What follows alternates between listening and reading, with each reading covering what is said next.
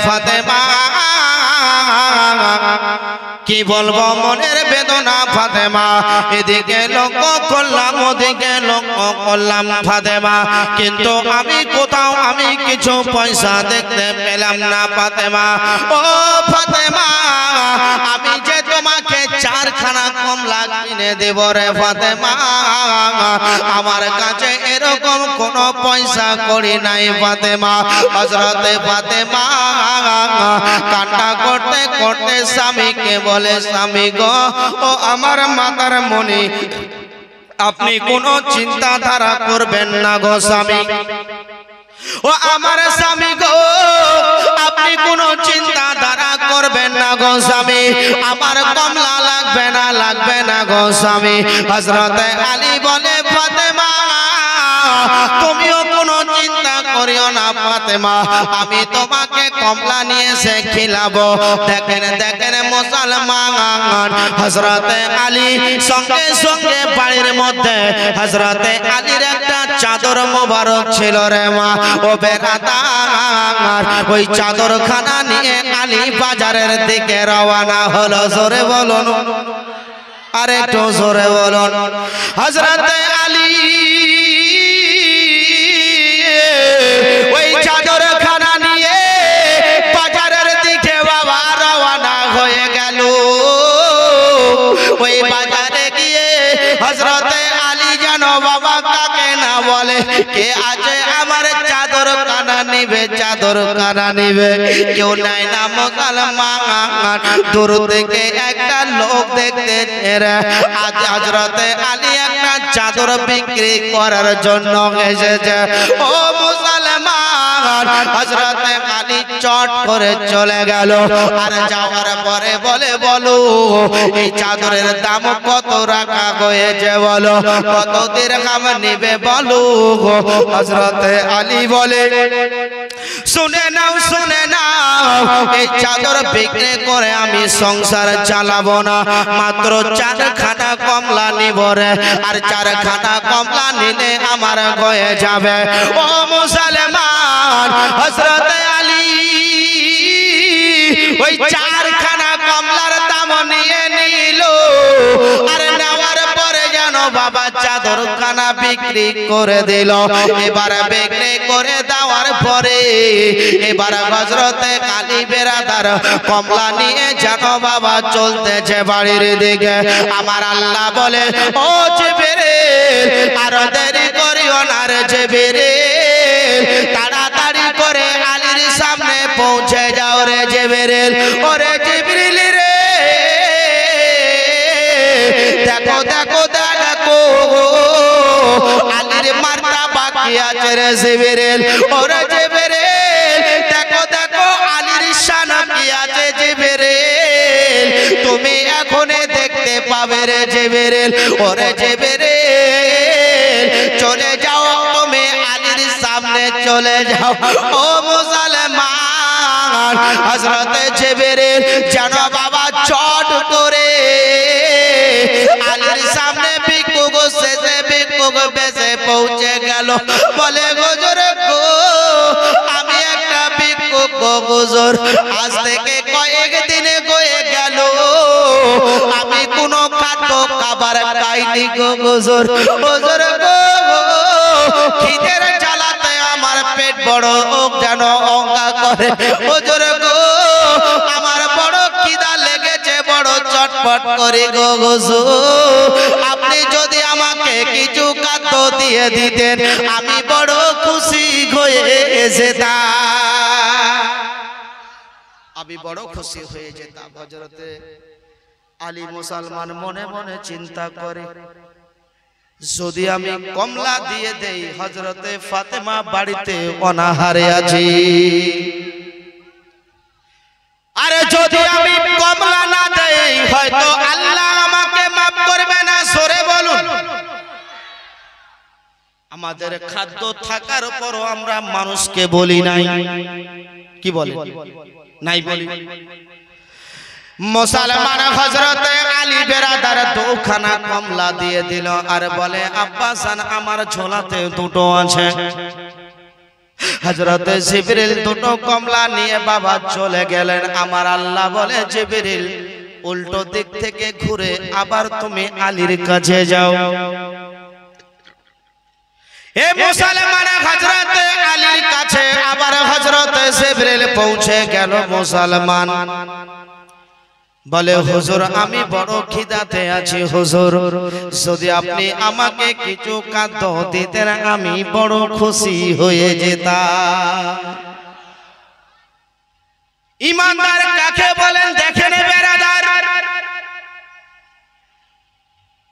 হযরত আলী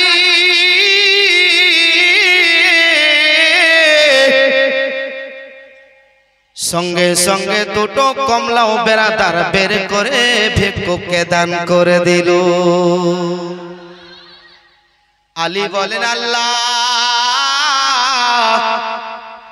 আমার বিবি ফাতেমাকে আমি মানিয়ে নিব গো আল্লাহ, আর যদি আপনি রাজি না হন আল্লাহ আমার হয়তো বড় বিপদ হয়ে যাবে।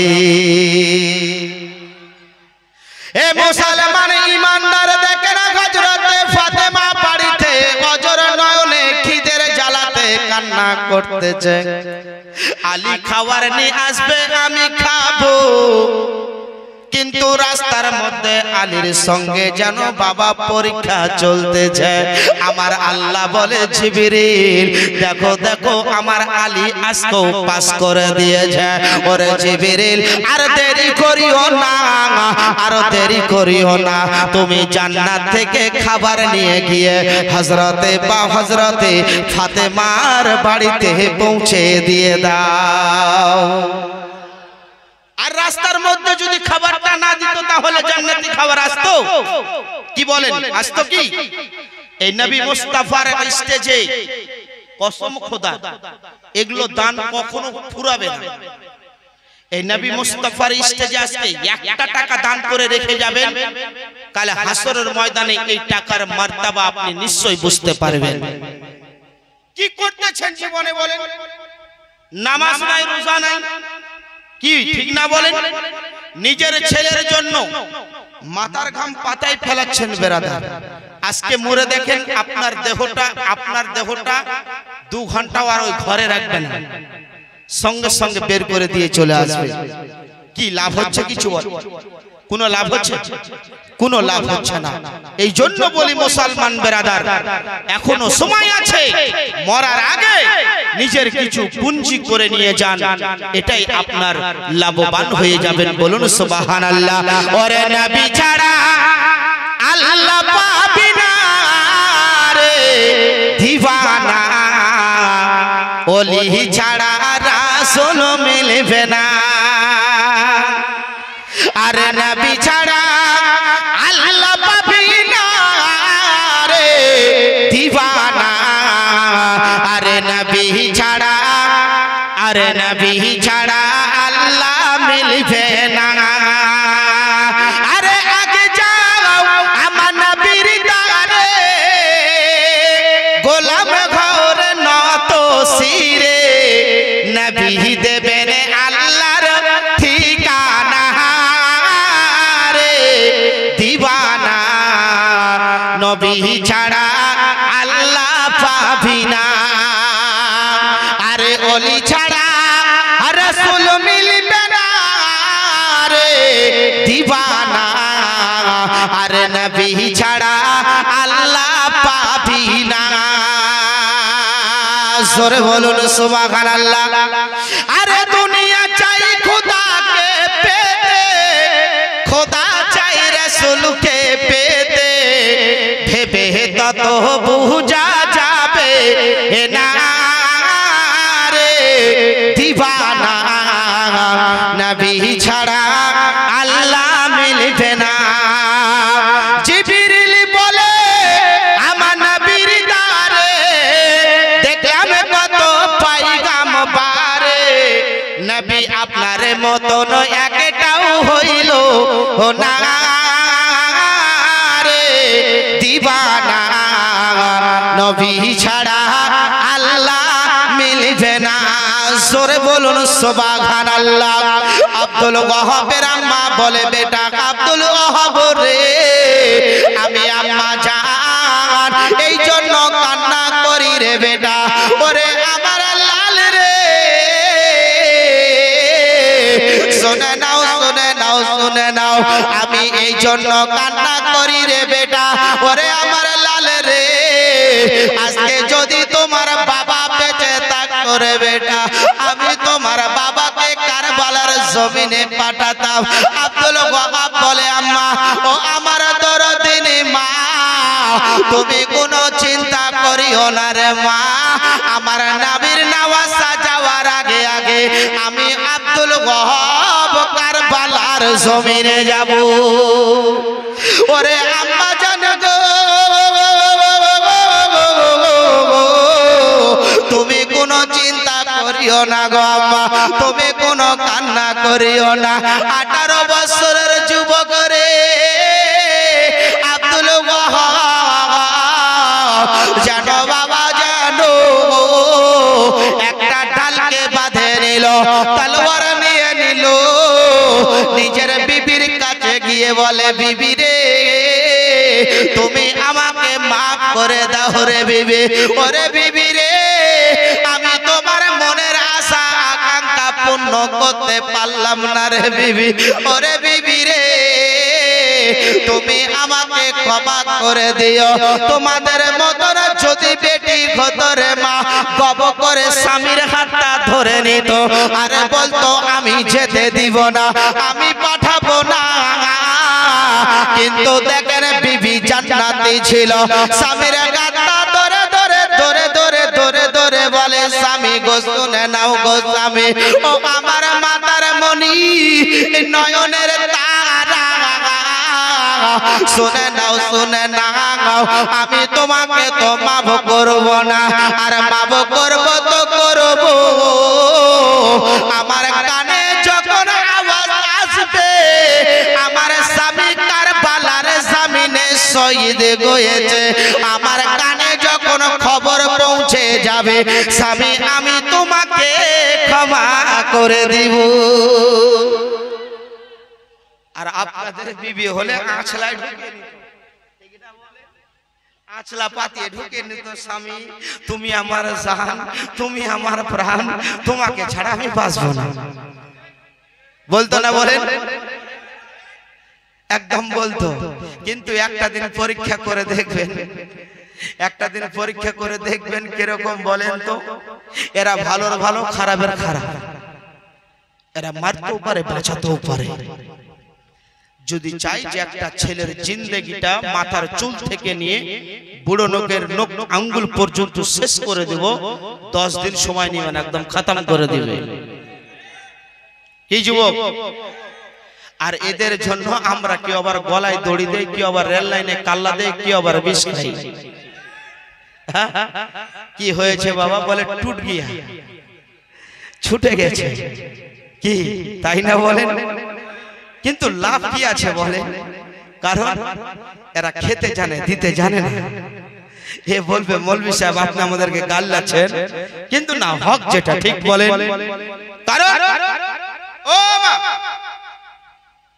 একটা জায়গায় যদি চুম্বক থাকে পাশে লোহা থাকলে কিন্তু কারেন্ট ধরবে বাবা কি বলে আজ যদি ফাতেমার বেটি ঘরে চলাফেরা ঠিক হতো তাহলে নারী ধ্বংস হতো না তাহলে নারীদের প্রতি বিপদ হতো না কারণ এখনকার যে জামানা চলে এসেছে বাবা 15 বছরের বই যেগুলো আমার আছে এদের থেকে 26 বছরের ভাবিরা বেশি প্রেম করতেছে কি বাবা 26 বছরের ভাবিরা বেশি প্রেম করতেছে শাড়ি তো উঠে গেছে মালদাতে যাচ্ছে কে মেয়ে আর কে মা চিনা যায় না সবাইকে এক লাগতেছে আর পেয়েছে কম দামের পাউডার এমন লাগাচ্ছে মনে হয় না যে আব্দুর রহমানের বউ আছে কি বলেন আল্লাহ এদেরকে হেদায়েত দান করুক বলুন আমিন আরেকটু জোরে আপনার আমার মতন বিবি হলে আছলাই ঢুকিয়ে নিত কিন্তু দেখেন দেখেন বেরাদার, জান্নাতি বিবি বলে স্বামী গো শুনে নাও গো স্বামী, আমার কানে যখন আওয়াজ চলে আসবে, আমার কানে যখন খবর পৌঁছে যাবে আপনি শহীদ হয়ে গিয়েছেন গো স্বামী, আপনি কোনো চিন্তা করবেন না, আপনি ঘাবড়াবেন না গো স্বামী, আমি আপনাকে বিনা হিসাবে মাফ করে দেব। ও মুসলমান, ও আমার মা বোনেরা গো,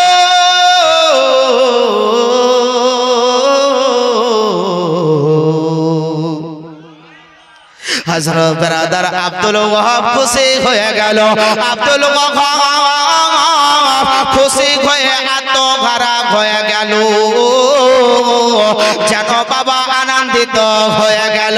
মায়ের কাছে গিয়ে সালাম নিয়ে নিল, বলে আম্মা জান আপনি আমাকে মাফ করে দিবেন। ও গো আম্মা, যদি আমি কোনো ভুল করে থাকি গো আম্মা, আপনি আমাকে ক্ষমা দৃষ্টিতে দেখবেন গো আম্মা।